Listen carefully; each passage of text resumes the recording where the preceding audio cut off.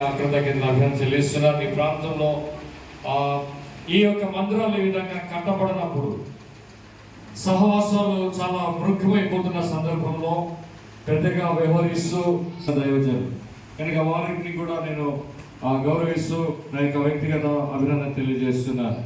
అలాగే మరొక ప్రత్యేక అతిథులు ఉన్నారు. సర్వోత్తర వాళ్ళు ఎంతమంది తెలుసు మీకు? వారు మీ సంఘానికి ఎంతమంది తెలుసు?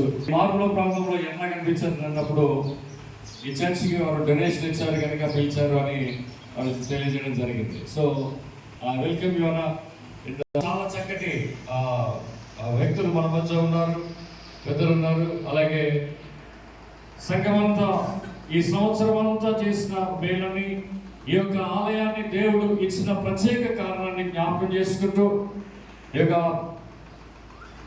ఈ సంవత్సరం మరొకసారి ఆ గత సంవత్సరం ఈ రోజు చేసిన ఆయన మహిమా కార్యాన్ని తలపోస్తూ కృతజ్ఞత హృదయంతో మనం ఇక్కడికి వచ్చి ఉన్నాం కనుక మిమ్మల్ని అందరినీ మరొకసారి నేను అభినందిస్తూ ఉన్నాను.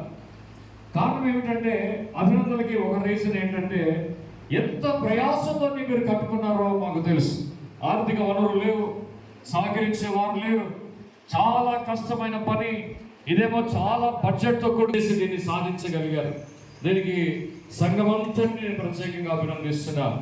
ఈ సమయంలో మరొక వ్యక్తిని కూడా జ్ఞాపకం చేసుకోవాలి. ఈ ప్రతిష్ట జరిగించినప్పుడు ఇక్కడ ఉన్న గురువు చైర్మన్ గారు, ప్రెసిడెంట్ ఇన్ఛార్జ్ అయ్యగారు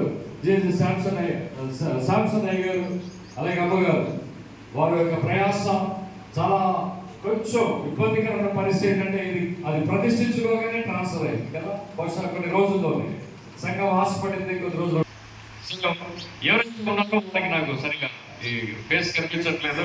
వారిని కూడా ప్రత్యేకంగా అభినందిస్తున్నాను. ఇప్పుడు నడిపించాలని కోరుతున్నా. ఈరోజు ఈ యొక్క ఆరాధనలో మనతో పాటు దేవుడు కనపరిచిన గురు సమూహం చాలా మంది ఈ మధ్య ట్రాన్స్ఫర్ చేయబడ్డారు. గత సంవత్సరం ఇక్కడ లేదు. దాదాపుగా మీరెవరు ఈ ప్రతిష్ట ఆరాధనలో పాల్గొనలేదు. దేవుడు ఈ సహవాసులకు కనుక వారికి కూడా ప్రత్యేకమైన ఆహ్వానాన్ని తెలియజేస్తున్నాను. జీవితంలో చాలా శ్రేష్టమైన దినం, ఒక విశిష్టమైన ఆశీర్వాదం తెచ్చిన దినం. కారణం ఏమిటంటే, దేవుడు కేవలం ఇది భౌతికంగా నిర్మించుకున్నాం, కేవలం దేవుని సన్నిధిని ఇక్కడికి ఆహ్వానించుకోగలిగిన సౌకర్యవంతమైన ఒక